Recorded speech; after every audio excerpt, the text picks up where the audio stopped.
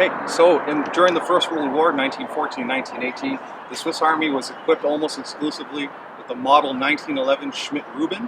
It's a 6-round capacity rifle that's loaded from a stripper clip, very similar to many other rifles of the era. And what makes it a little bit different is that it is a straight pull action.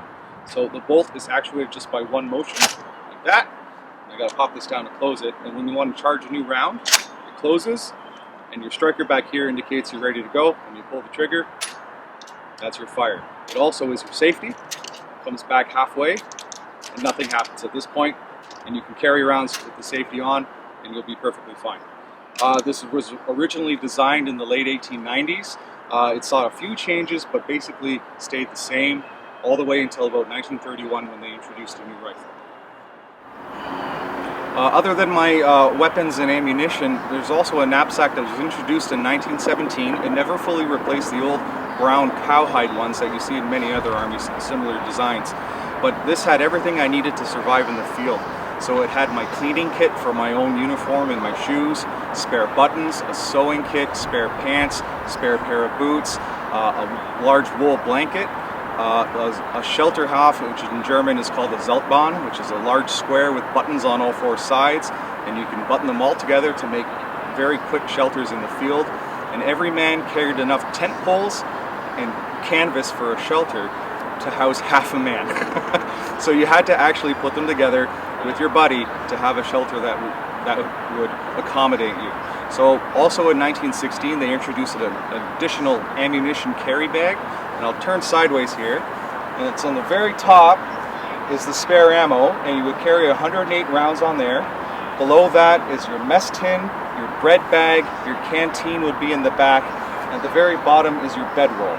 Stay right down here, and this is sort of the ubiquitous Swiss Army blanket that they actually still make to this day.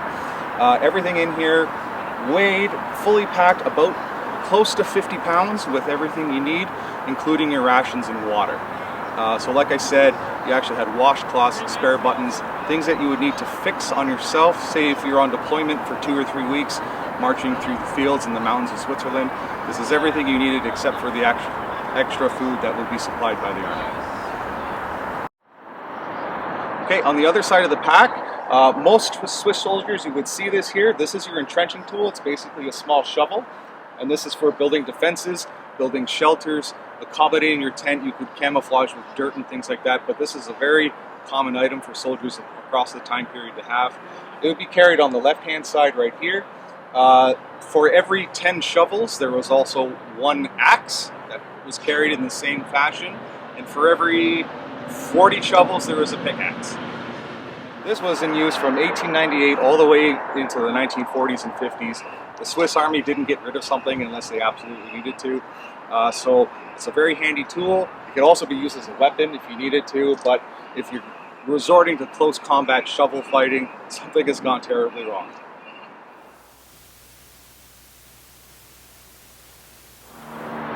Yeah, and so my name's Jordan, and the unit I'm with is the 11th Swiss Rifles, or Fusiliers.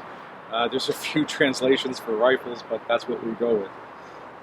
And what I got here is a patterned 1898 Swiss Army boot.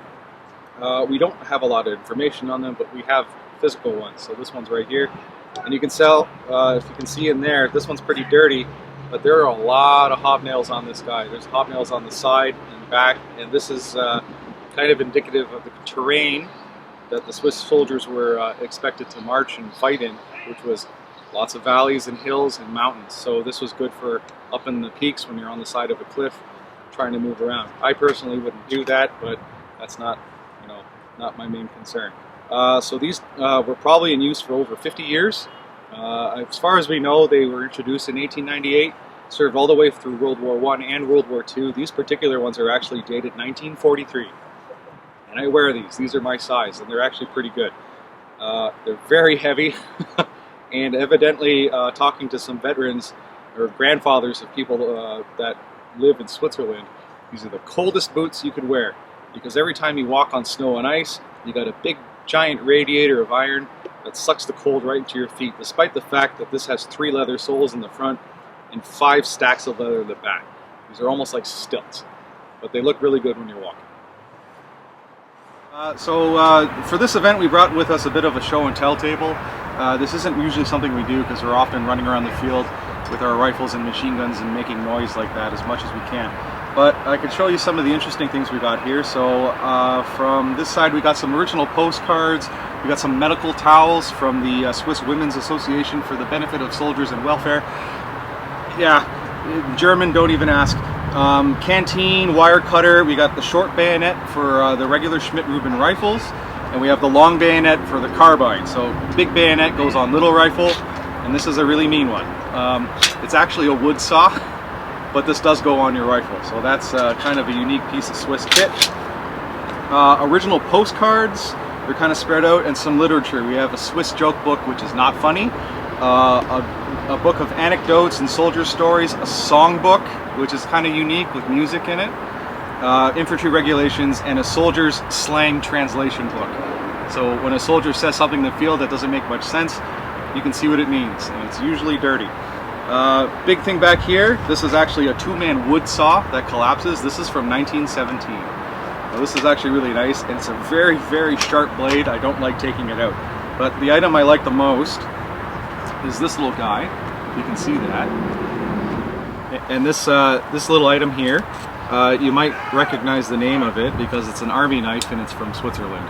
So this is the model 1908 Swiss Army knife, and soldiers would have carried a knife just like this throughout World War I and World War II. It's almost never changed until the 1950s, and it's really simple. So you have your regular blade, your knife blade there, you have a flathead screwdriver, which incidentally is perfectly matched for the Swiss rifles. This is your rifle tool. That's what this is for.